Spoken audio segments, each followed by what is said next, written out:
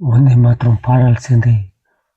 అధికార కార్యక్రమాలు అమలు పరచాలి. గీత ఆలాపనలు సమయంలో అందరూ నిలబడాలి.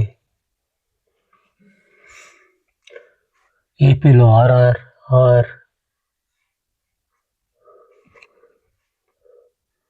గవర్నర్ అబ్దుల్ నజర్ను స్వాగతం పలుకుతున్న సీఎం చంద్రబాబు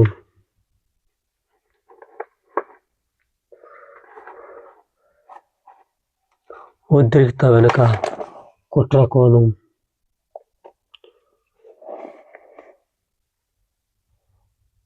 సోమవారం శ్రీశైలంలో గర్భాలయం వద్ద భక్తుల రద్దీ.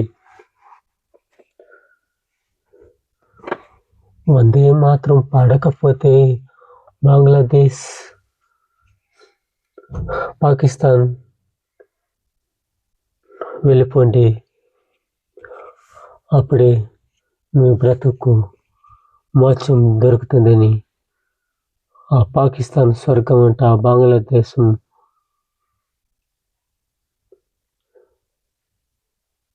స్వర్గానికి మోక్షం అంట.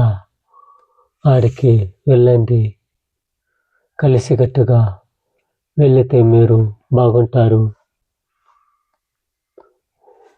వందే మాత్రం పాడాల్సిందే. ఎందుకురా భారతదేశంలో ఉంటారు? భారతదేశంలో ఎందుకు ఉండారు? దొంగలు ఉండారు. దొంగలను తరిమేదానికి ఎవరు వచ్చేది? ఎవరు ముందుకు రావాలి?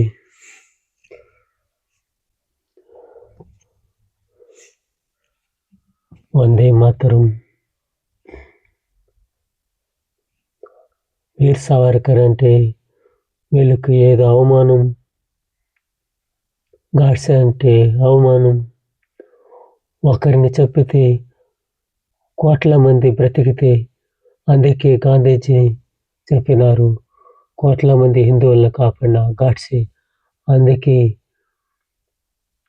మీకు నచ్చిన వాళ్ళు, భారత్ నచ్చిన వాళ్ళు వందే మాత్రం నచ్చనికి పాడకపోతే మీరు పారిపోండి బంగ్లాదేశ్, పాకిస్తాను.